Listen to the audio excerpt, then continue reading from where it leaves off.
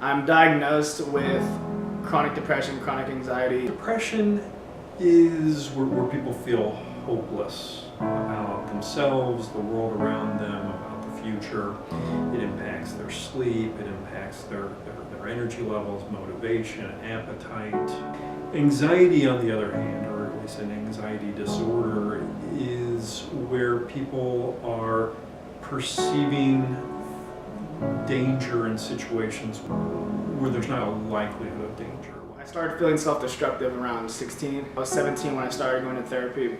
In a way, it would bring my thoughts to life. I would talk, I would say what I was feeling, doing whatever, and that made it real. So if I'm talking about how sad I am or how sad I feel or how depressed I am and how I have no motivation, how I can't do this and can't do that, it kind of made me start to convince myself even more so that, you know, something's wrong here. With depression, motivation tends to really get sapped. You know, somebody's just their energy, their brain's motivation and willingness to engage in the world and solving problems can be really, really limited.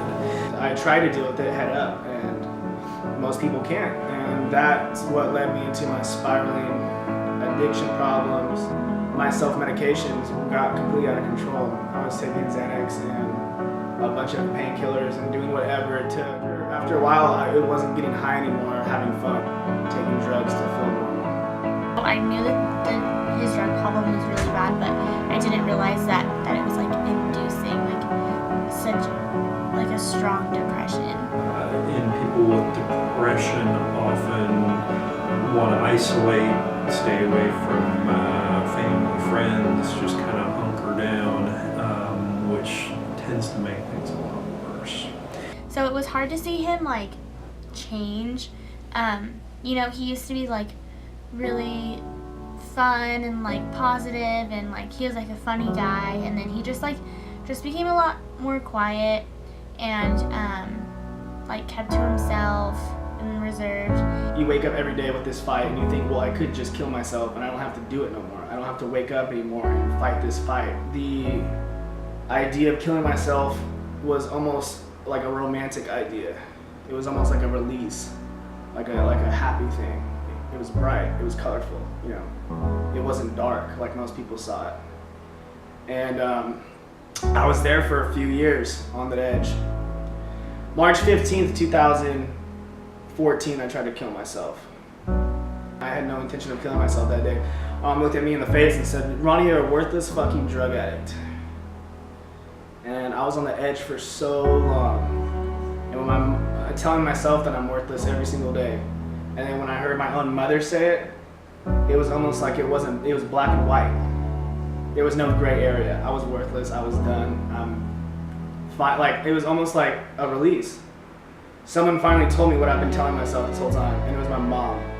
I wrote my suicide note I was in the second story of a building they were building, an apartment complex in my hometown, and I wrote my suicide note on the plywood where I was sitting. I remember telling or clarifying to Kinsey that she was the most important thing to me ever. That I loved her to death, and I would see her again sometime soon, but I just put, I'm not happy here. I took the rest of the pills I had, already with a bunch of in my system, and started ODing, and I wasn't dying fast enough, and I tried to slit my wrist. But I was very inebriated and was pretty sloppy about it. As I was dozing off, nodding my head, and her trying to wake me up, and my wrist bleeded, her bawling, just with her head in my chest while I'm sitting there dying, telling me how sorry she is that she told me that I was worthless, telling me how much she loved me and how I'm worth so much and how I'm this and that. But at that point, it was too late.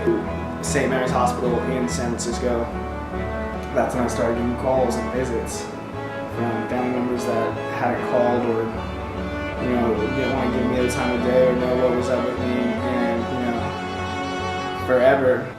It was where were you when I would wake up every morning, just completely miserable. Why weren't you calling my phone and texting me then and telling me how much you love me then? I help someone if they need to be helped.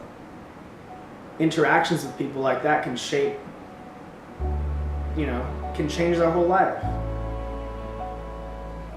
My outlook on life has been this way since my suicide attempt.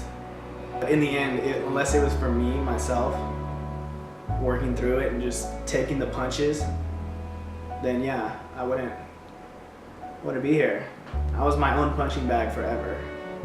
I still am, but I'm doing better.